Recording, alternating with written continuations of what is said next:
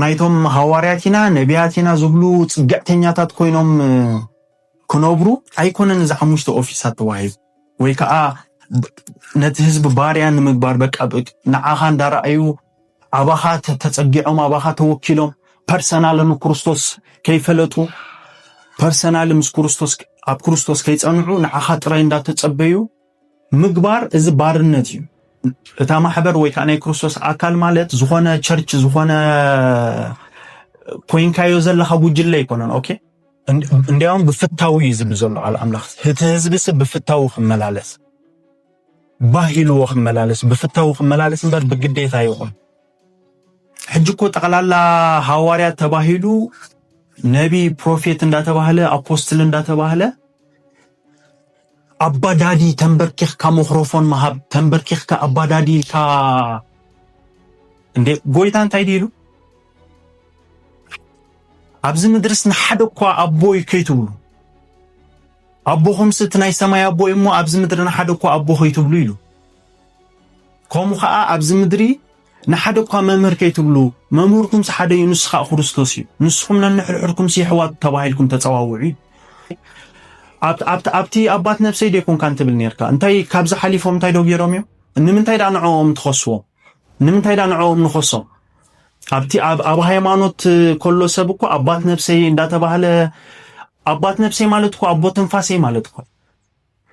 አቡ አባት ነፍሰይ ትብል ነርካ ኣብዚ መጺኻ አባዳዲ ትብል እንተለኻ እንታይ ዳ አሉ ትለውጥዳ እንታይ ዳ አሉ ትፍልል ኣብ ልዕሊ እምነቱ ክትጉይተት ኣይኮነን በቃ ኣነ ዝኣመንኩ እመን ኣነ ዝኣመንኩ ተዚኣሚንካ ተወጊስ ካለኻዶ ወጪ ካለኻዶ ዓይነት ከምዝ እኮ የለን እኮ ኣብ ከመይ ዓይነት ክስታይኹም ተንብርዎ ዘለኹም ህዝቢ ብጣዕሚ ይዘሕዝን ኣነ ዝኣመንኩ እመን ናቲ ዶክትሪን ክትሕዝ ኣለካ እንዴ መን ኢኻ ንስኻ ናትካ ዶክትሪን ዝሕዝ ክርስቶስ እዩ ዶክትሪኑ መሰረቱ ሲጀመር በመንፈስ አምላክ እንበር በዶክትሪን በዶግማ በገለመለ ክንነብር አይኮነን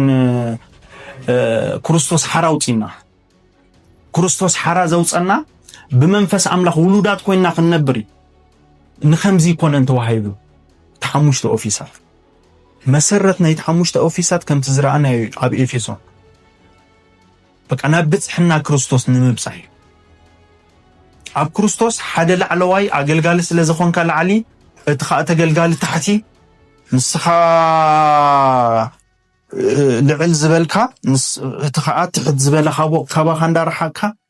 እዚ ኣብ ክርስቶስ ከምኡ ዝበሃል የለን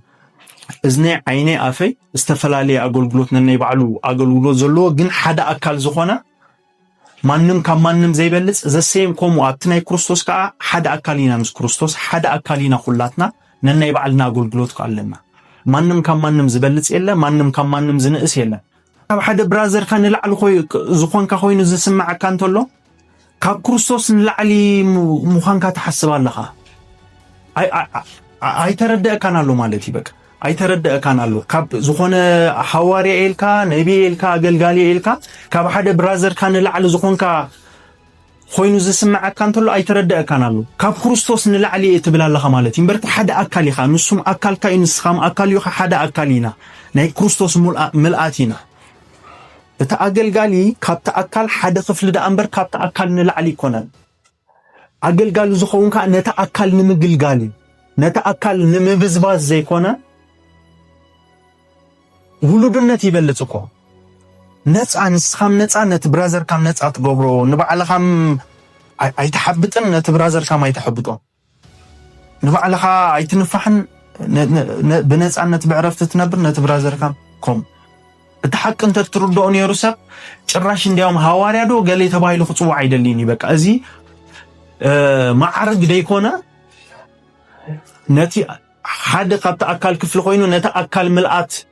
ናይ አገልግሎት ነገልግሎት ዝተዋሃበ እንበር ዝኾነ ንስልጣን ማዕርግ ገለ ይኮነ አገልግል ካምስ ወዳካ ንስኻ ካብኡ ውጪ ኢኻ ውሉድ ኢኻ